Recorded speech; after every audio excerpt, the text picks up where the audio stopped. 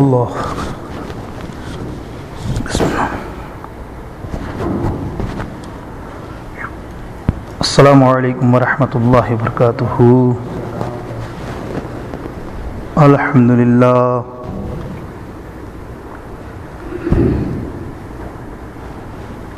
الحمد للہ نحمده ونستعینه ونستغفره ونؤمن به ونتوکل علیہ ونعوذ باللہ من شرور انفسنا ومن سیئات اعمالنا من يهده الله فلا مضل له ومن يضلله فلا هادي له ونشهد أن لا إله إلا الله وحده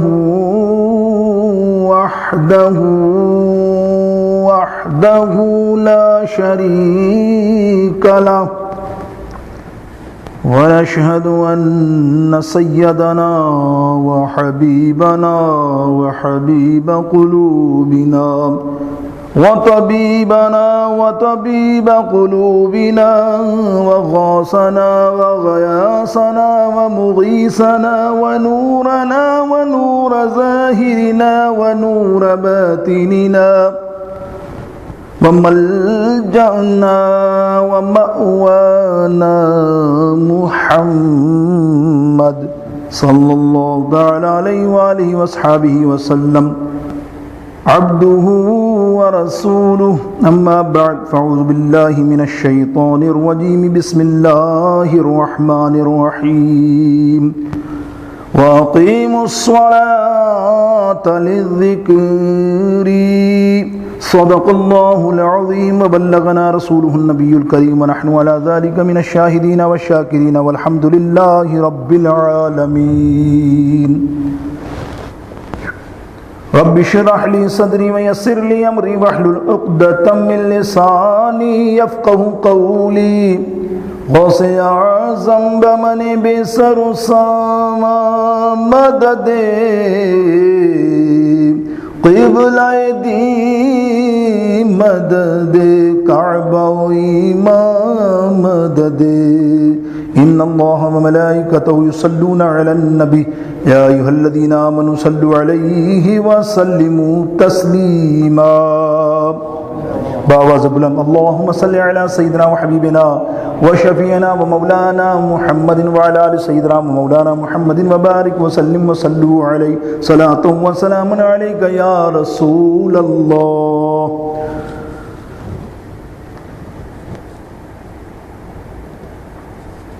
واجب الاحترام سامعین محترم، اللہ عز و جل غفور الرحیم شکور الحلیم کی حمد و ثنا کے بعد اس کے محبوب صلی اللہ تعالیٰ علیہ وسلم کی بارگاہ اقدس میں صلاۃ والسلام پیش کرنے کے بعد جو آیت کریمہ میں نے تلاوت کی اس پر کچھ مختصر سا ذکر ہوگا، لیکن حسب حال ان بچوں کو دیواروں سے اتنی محبت ہے کہ یہ فوراً دیوار پر آ کے چپک جاتے ہیں۔ اللہ کرے کوئی کاش امر بالمعروف ونہی عن المنکر والے لوگ مسجدوں میں ہوں تو انہیں تعلیم دیں، کیونکہ یہ اللہ کا گھر ہمارے لیے سکھانے کا گھر ہے۔ جب تک آپ کسی کو نصیحت نہیں کریں گے اللہ تو پکڑے گا، وہ تو تمہیں فکر نہیں ہے، ہمیں بھی فکر نہیں ہے، مجھے بھی نہیں ہے۔ یہ میں نے انہیں نصیحت کی، ہو سکتا ہے کسی کو برا لگے، کسی کو اللہ نہ کہے، لیکن میں اللہ کے لیے کہہ رہا ہوں، اللہ جانے اس کا رسول جانے برا ان کو لگتا ہے، لیکن بظاہر یہ ان کے لیے جنت کا راستہ ہے۔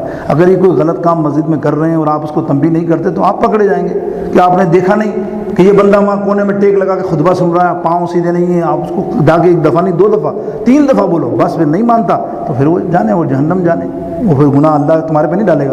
لیکن تمہیں کہا گیا کہ تم نصیحت کیا کرو، چپ نہ رہا کرو۔ یہ کوئی دنیا داری نہیں ہے کہ تم دنیا داری میں سوچتے ہو کہ یار میں اس کے پیچھے پڑوں گا پنگے میں تو پتہ نہیں میں برا بن جاؤں گا. اللہ اکبر. یہ تو دنیا داری کا معاملہ ہے کہ تم بھی برے نہیں بنتے, سائڈ پہ ہو کے چلے جاتے ہو کہ پتہ نہیں میں پوچھوں گا تو یہ مجھ پہ نہ ڈال دے. لیکن یہ آخرت کا معاملہ ہے. ایک نمازی کو تو اتنا حکم ہے کہ اپنے پڑوس میں اگر کوئی نمازی ہے تو وہ آواز لگاتا ہوا ہے. اگر کوئی نمازی کسی غفلت کی وجہ سے سو گیا اور وہ نمازی وہاں سے گزر گیا, اس کی پکڑ اللہ تعالیٰ کرے گا. تو نے اس کو جگایا, تجھے معلوم تھا کہ یہ نمازی ہے, تیرا مطلب تھا خون کر دیتا, نہیں جاتا, وہ اس کا مسئلہ تھا. تو نے اپنا جو اللہ نے تجھے فرض دیا وہ پورا کرنا چاہیے. اس لیے میں پچھلی دفعہ آپ کو کہا تھا نصیحتیں کتنی اہم ہیں, اللہ کو کتنی پسند ہے, یہ آپ کو اندازہ نہیں. پورا میں نے آپ کو لیکچر سنایا تھا اور نا امید رکھتا ہوں کہ انشاءاللہ اللہ کے گھر میں کبھی بھی چپ نہ کریے کسی بھی غم در سے. اگر حق بات ہے, آپ سمجھتے ہیں یہ حق ہے, اس کو سمجھانی چاہیے, پیار سے محبت سے آپ ضرور کیجیے. اللہ تعالی ہم سب کو سمجھنے کی توفیق عطا فرمائے. میرے دوستوں, آیت کریمہ تلاوت کی. اللہ رب العالمین ارشاد فرماتا ہے اقیم الصلاۃ للذکر, نماز قائم کرو میرے ذکر کے لیے. آج جو ذکر ہوگا وہ نماز پر ہے. مختصر آپ اور ہم سب لوگ مل کے سوچیں گے کہ کچھ یا زیادہ ہماری نمازوں میں کمیاں ہیں, تو اس کمی کا خمیازہ ہمیں بھگتنا پڑے گا کہ نہیں پڑے گا, یا ہم ٹیک ریسٹ, لیٹ گو, بس کمائے جاؤ کھائے جاؤ اس کے بعد مرنا ہے, بس یہ سوچ لیا. بہانہ یہ ہے کہ بچوں کو پال رہے ہیں, بہانہ یہ ہے کہ بہت رزق کا معاملہ ہے. تو بھائی رزق دینے والا بھی اللہ ہے. تو 2 برس کا تھا, تو 1 برس کا تھا, تو 6 مہینے کا تھا, تجھے پتہ ہی نہیں کوئی کھلانے والا, تجھے بولنا تک نہیں آتا تھا 4 مہینے کی عمر میں, اور تو بھوکا پیاسا تھا. تو کیسا اللہ رزق کا تیرا بندوبست کرتا کہ آج تو اتنا بڑا ہو گیا اور اب تجھے فکر ہو گئی, توکل تو اللہ, تو نے چھوڑ دیا, اب تو سوچ رہا ہے کہ میرے بچوں کا کیا ہوگا. ایسا نہیں ہے. دین کے اندر جو چیز فرائض ہیں اس کو ادا کرنا ہے, اس کی پکڑ تو بہت سخت ہے. خیر میرے دوستوں, اللہ رب العالمین جل شانہ نے دنیا پیدا کی,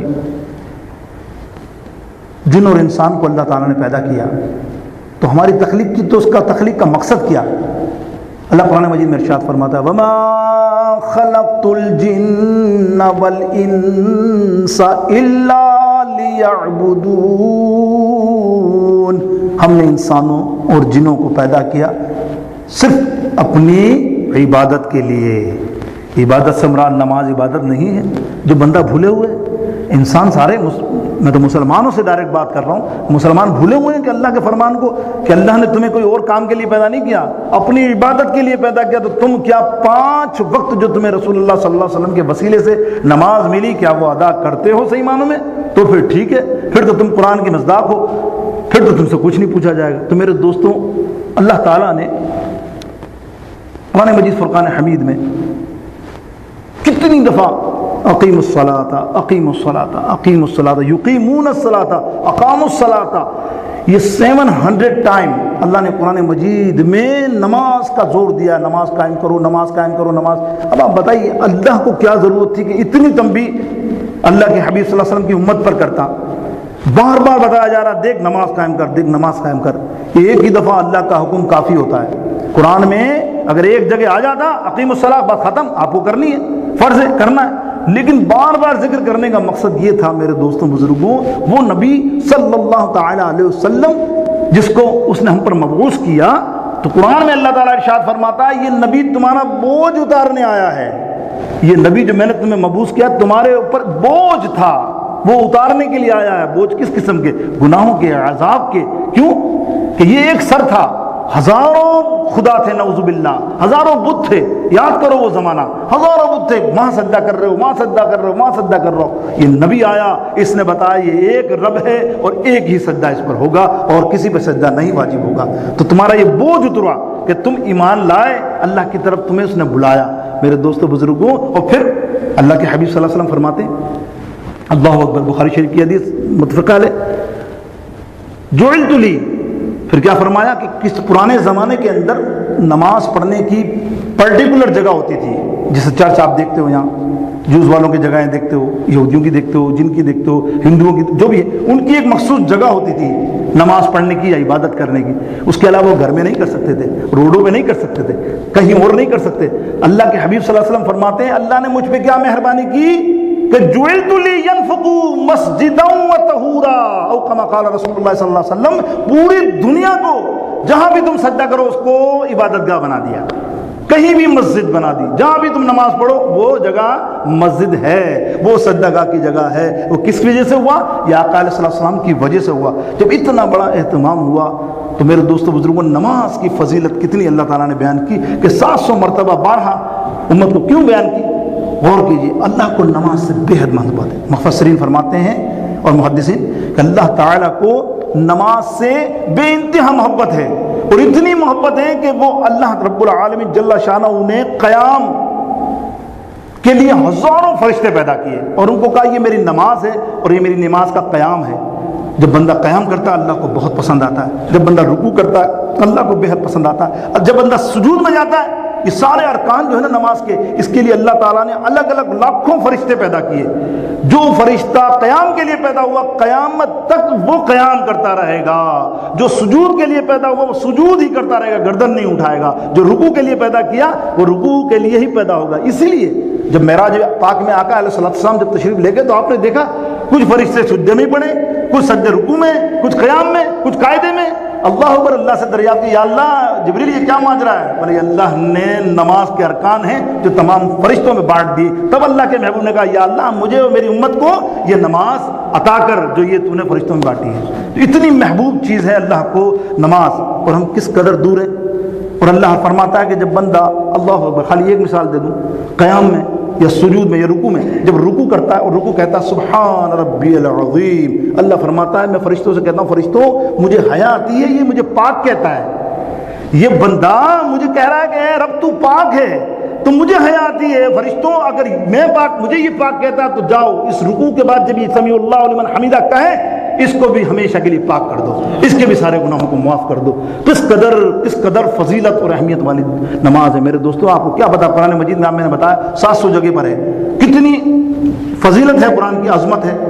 اگر عظمت دیکھو اور عظمت سمجھو تو کبھی زندگی بھر نماز کو نہ چھوڑو، اور اگر فضیلت سمجھ جاؤ تو قرآن نماز کو صحیح طریقے سے ادا کرو جیسا نماز کا حق ہے، یہ محدثین فرماتے ہیں۔ میرے دوستوں بزرگوں، اللہ اکبر، نماز کے بارے میں بے شمار جگہ پہ اللہ تعالیٰ نے فرمایا تمہارے پاس پریشانی آتی ہے، دکھ آتے ہیں، افتاد آتی ہے، دکھ رنج آتا ہے، کوئی اتنا بڑا سانحہ ہو جاتا ہے جس کا تمہیں برداشت نہیں، غم ہوتا ہے، واویلا کرنا چاہتے ہو، بندہ واویلا کرتا ہے کہ میرے پہ غم آ گیا، پریشان آ گیا، تو اللہ فرماتا ہے واویلا نہ کر، کیا کر؟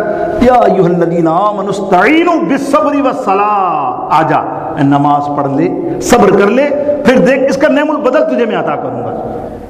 آج ہم اتنے دکھوں میں، اتنا ٹینشن، پتہ نہیں کیا کیا پڑتا ہے، کیا ہم نے نماز سے مدد لینی شروع کی؟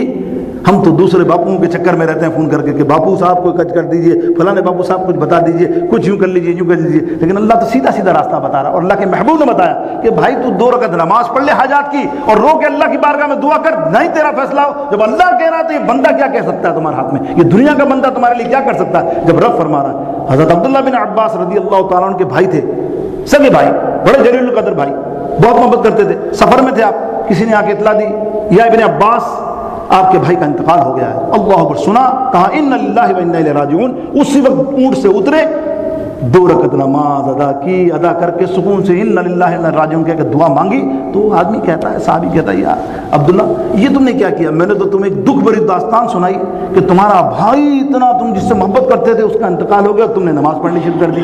تو کہنے لگا آقا علیہ السلام کا فرمان نہیں سنا کہ جب بھی کوئی دکھ کی بات ہو، یا ایھا الذین آمنوا استعینوا بالصبر والصلاۃ، نماز سے مدد لے اور صبر کر، اللہ اس کے بدلے تجھے لاکھوں درجے اچھا نعم البدل عطا فرمائے گا۔ لیکن یہ نماز کتنی اہمیت والی میرے دوستوں بزرگوں، آپ نماز برائیوں اور فحش کو مٹاتی ہے، فحش حرکتوں کو مٹاتی ہے۔ میں آپ اکثر پچھلی دفعہ بھی کہا تھا نا کہ آپ کے پاس عمل کیا ہے، آپ کے پاس کچھ کرنا کیا ہے، اپنے بچوں کے لیے پریشان ہو، میرا بچہ بڑا ہوگا تو کہیں غلط لائن میں کالج میں نہ لگ جائے، ہو یونیورسٹی میں کسی سے نہ لگ جائے، وہ نہ لگ جائے، یہ نہ لگ جائے، معاشرے میں برائی نہ آ جائے، کہیں چیٹنگ میں نہ لگ جائے، کسی کلب میں نہ چلا جائے، کسی دوسرے بدفعلی میں نہ لگ جائے، تو اس کو بچانے کا تو بہترین طریقہ رسول اللہ نے فرمایا نماز پڑھانے کی تلقین کر، اس کو مار کر ضد کر کے کر، پیار سے کر، لالچ دے کر اس کو نماز کی طرف لگا دے، نماز خود ہی برائی روک لے گی۔ ان الصلاۃ عن الفحشاء والمنکر والبغض، یہ نماز ہی ہے جو برائیوں سے، فحشی سے بچاتی ہے۔ میرے دوستو، امام اصفہانی رضی اللہ تعالیٰ عنہ ایک روایت لائے ہیں اپنی کتاب کے اندر، بڑی زبردست، ایک بڑی خوبصورت عورت ہوا کرتی تھی اس زمانے میں، شادی شدہ تھی، ایک شخص اس پر پرفتہ ہو گیا، عاشق ہو گیا, دیوانہ ہو گیا, اس سے اپنی ناجائز خواہشات کا اظہار کرتا کہ مجھے کرنا ہے, اور ضد کر کے پکڑ گیا. اسے فکر ہو گئی میرا گھر نہ ٹوٹ جائے, اس بندے سے میں کروں کیا. اس نے یہ مسئلہ, قریبی اللہ کے ولی تھے عالم, اس کو لکھ کے دیا کہ میرے ساتھ یہ مسئلہ درپیش آ گیا, یہ شخص ناحق میرے پیچھے پڑ گیا, میں کروں کیا. اور یہ کہتا ہے ایک بار مجھ سے مل, ایک بار مجھ سے مل. اللہ کے ولی نے کہا کہ دیکھ میں تیرے پڑوس میں نماز پڑھاتا ہوں, ٹھیک ہے, اس کو کہنا میں تیری خواہش پوری کر دوں گی. 40 دن 40 days میرے پیچھے تکبیر اولا کے ساتھ نماز پڑھ لے اس مسجد میں. اس کو بول جب یہ تو پڑھ لے گا 41 دن میں تجھے اپنے آپ کو پیش کر دوں گی تیرے پاس, جہاں بھی تو لے جا. اس عورت نے اس کو یہی کہا کہ دیکھ اگر تو یہ خواہش چاہتا ہے تو یہ کر لے. وہ راضی ہو گیا, دیوانہ تھا. اس نے کہا ٹھیک ہے.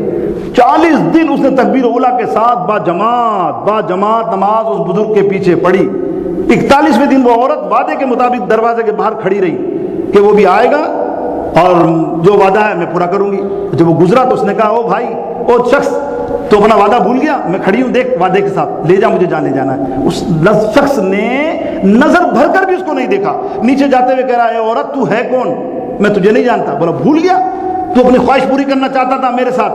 بولے کون سی خواہش؟ اب تو میری کوئی خواہش نہیں ماں سوائے اس کے کہ میں 5 وقت اللہ کے گھر میں جاؤں اور نماز پڑھوں. ارے اس نماز سے مجھے ایسی ایسی تجلی ملی ہیں, نماز کے اندر ایسے ایسے جلوے ملے کہ اب دنیا کا کوئی جلوہ میرے لیے کوئی معنی نہیں رکھتا. کیسے کیوں فرمایا ان الصلاۃ عن الفحشاء, برائی سے روکتی ہے. آپ اگر بچوں کو نماز کی تلقین کرو گے مار کے سختے, ارے جو طریقے حربے تم استعمال کر سکتے ہو گھروں میں وہ استعمال کرو پیار سے محبت سے, اور یہ نماز پہ لگ گئے 5 وقت, بخدا پھر تم بچوں سے مطمئن ہو جاؤ. اس لیے کہ اللہ کا وعدہ ہے وہ سچائی سے نماز پڑھیں گے تو برائیوں سے دور ہوں گے. میرے دوستوں بزرگوں, اب تھوڑی سی بات میں ان کی کر دوں جو نماز نہیں پڑھتے. جس طرح اللہ رب العالمین نے 700 جگہ پہ 700 ٹائم نماز قائم کرو کا بیان کیا, اس طرح اللہ نے بے نمازیوں کا بھی ذکر کیا ہے مسلسل. یہ نہیں کہ صرف نیکی ہی ملیں گی تمہیں نماز پڑھنے سے, اور بے نمازیوں کا حشر کیا ہوگا. اللہ اکبر. اللہ تعالیٰ فرماتا پہلے وہ نمازی جو سستی کرتے ہیں, وَيْلٌ لِّلْمُصَلِّينَ الَّذِينَ هُمْ عَنْ صَلَاتِهِمْ سَاهُونَ. فَوَيْلٌ لِّلْمُصَلِّينَ. ویل کیا ہے؟ ایک وادی ہے جہنم کی.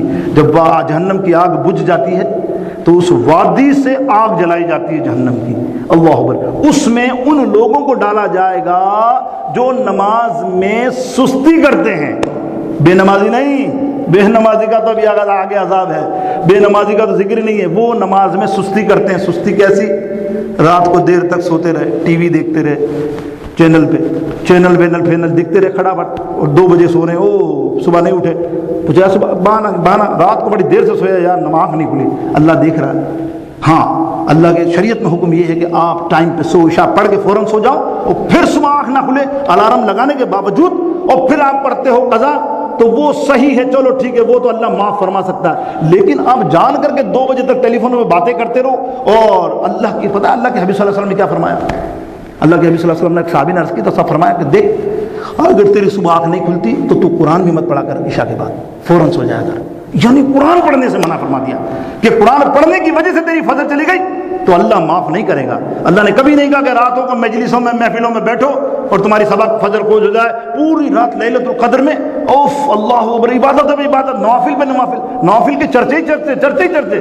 فرض آیا تو آدھے گھنٹے پہلے سو گیا, اور صبح اٹھ کے کہتا کیا کرتا ساری رات, عبادت کرتا رہا, کچھ فائدہ نہیں ہوا. میرے دوستوں بچوں یہ میں آپ کو جو بتا رہا ہوں یہ صحیح ان کی حدیثیں ہیں. اللہ ایک نہیں ہزاروں کتابوں کے اندر جگہ جگہ باب لکھے ہوئے نماز کے ترک صلاۃ کے بارے میں کیسا ہوگا. آقا علیہ السلام فرماتے ہیں, اللہ اکبر, قرآن مجید فرقان حمید کی اس حوالے سے ریفرنس ہے, اللہ فرماتا ہے کہ جب بندہ جنت میں جائے گا, کوئی بندہ, تو جنت کے اندر سے پردہ اٹھایا جائے گا, پردہ جنتیوں کے لیے, جہنم والوں کو دکھانے کے لیے اللہ دکھائے گا کہ جہنم میں کیسے کیسے لوگ ہیں, دیکھ.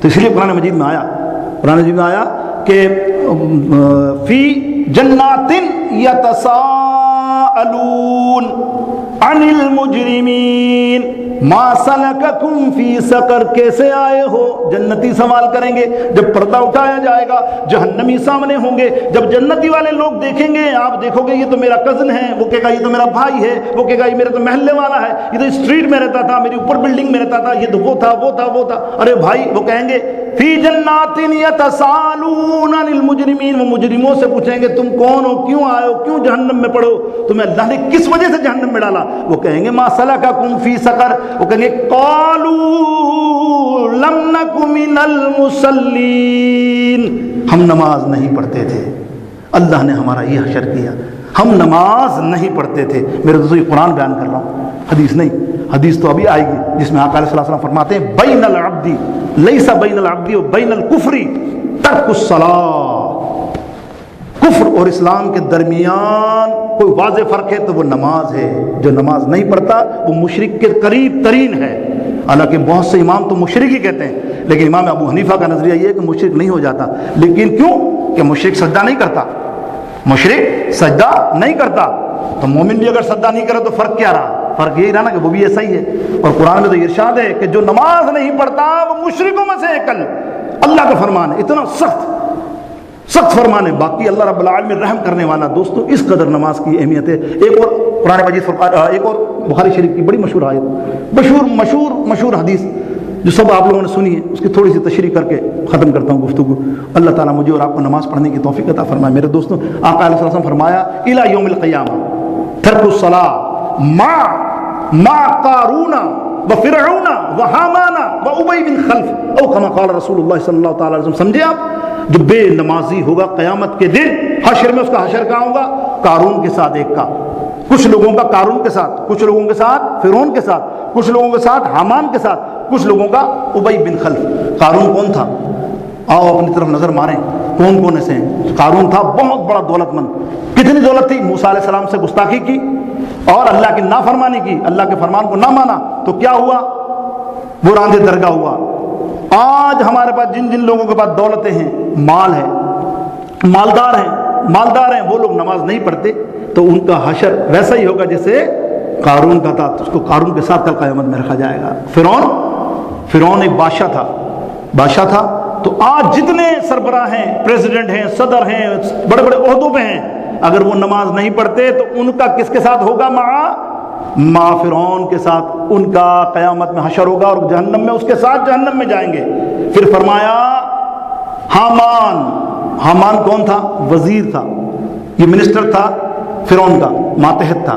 تو ماتحدوں کو فرمایا کہ تم ماتحد ہو، تم سروس کرتے ہو، تم کسی کے ساتھ جاب کرتے ہو، اور جاب میں یہ بہانہ بناتے ہو کہ نماز کیسے پڑھ سکتا ہوں میں، اس کی ماتحت ہوں۔ کس لیے؟ کہ وہ حامان بھی نہیں پڑھتا تھا، کہ اس کا ماتحت اتنا سخت تھا تو وہ نہیں پڑھتے تھے، تم بھی نہیں پڑھتے، تو تمہارا حشر بھی سن لو اسی کے ساتھ ہوگا۔ کس کے ساتھ؟ حامان کے ساتھ۔ اب ابی بن خلف یہ بڑا مشرک تھا، اور حضور علیہ السلام، معلومات کے لیے آپ کو کہ میرے آقا علیہ السلام نے زندگی میں پہلا ہی قتل کیا ہے، وہ پہلا قتل کیا ابی بن خلف کا۔ یہ وہ ابی بن خلف پہلا قتل سرکار نے کیا ہے، مارا کسی شخص کو، مشرک کو، وہ ابی بن خلف۔ ابی بن خلف بہت بڑا سرمایہ دار بزنس مین تھا، بزنس کرتا تھا، لیکن اللہ سے دور تھا، سجدوں سے دور تھا، سجودوں سے دور تھا۔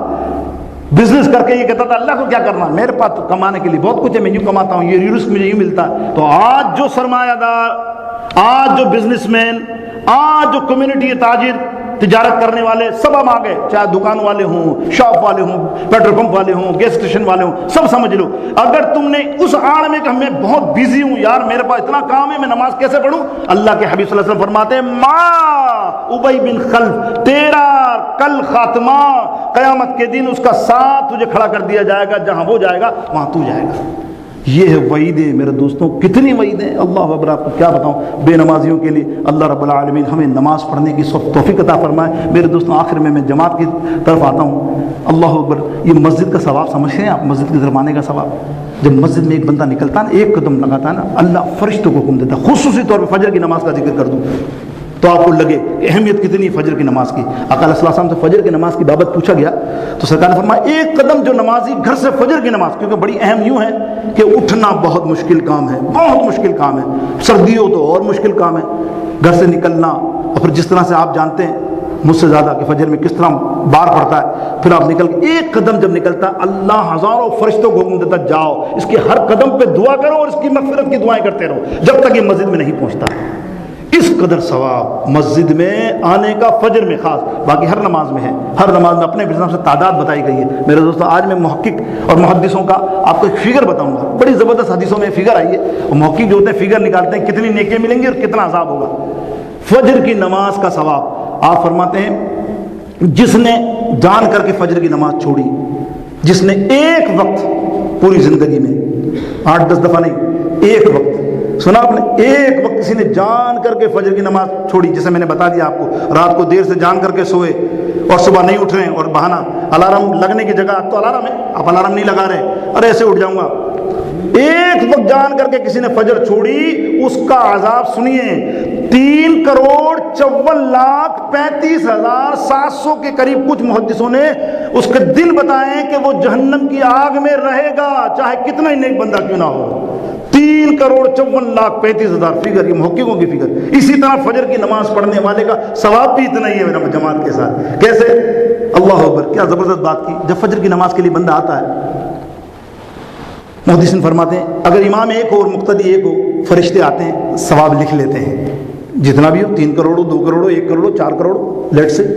جب 2 نمازی ہوتے ہیں، پیچھے مقتدی، ایک امام ہوتا ہے، فرشتے ثواب لکھ لیتے ہیں، 4 ہوتا ہے ثواب لکھ لیتے ہیں، 5 ہوتے ہیں لکھ لیتے ہیں، جب 9 مقتدی 1 امام ہو، یعنی 10 کے قریب صبح کی جماعت پڑھنے والے ہوں، تو فرشتے کہتے ہیں اب اس کا ثواب لکھنا ہمارے بس میں نہیں ہے۔ اندازہ کیجئے فجر کی نماز چھوڑنے والوں، اس کا عذاب بھی میں نے بتایا۔ بخدا جماعت کو ٹائم سے پڑھنے کی کوشش کیا کرو، جماعت ہی نماز ہے۔ آج کے دور میں تم نے کہہ لیا کہ گھر میں، گھر تو جمع ہے ہی نہیں، گھر تو عورتوں کے لیے نماز پڑھنے کی جگہ ہے، وہ کوئی مجبوری میں نماز پڑھنے کی جگہ ہے گھر میں۔ اگر تم سوچتے ہو تمہارا ضمیر ہونا چاہیے کہ میرے پاس کنوینس اللہ نے دیے اور میں اس کے ذریعے مسجد میں پہنچ سکتا ہوں، تو پہنچنے کی کوشش کیجیا کرے۔ اللہ تعالیٰ مجھے اور آپ کو سمجھنے کی صحیح معنوں میں توفیق عطا فرمائے، پابندی نماز با جماعت بنائے۔ اللہ تعالیٰ ہم سب کو یا رب العالمین اپنے کرم سے ہماری مغفرت فرمائے۔ وآخر دعوانا الحمدللہ رب العالمین۔ سنت ادا کیجیے یا رسول اللہ تعالی۔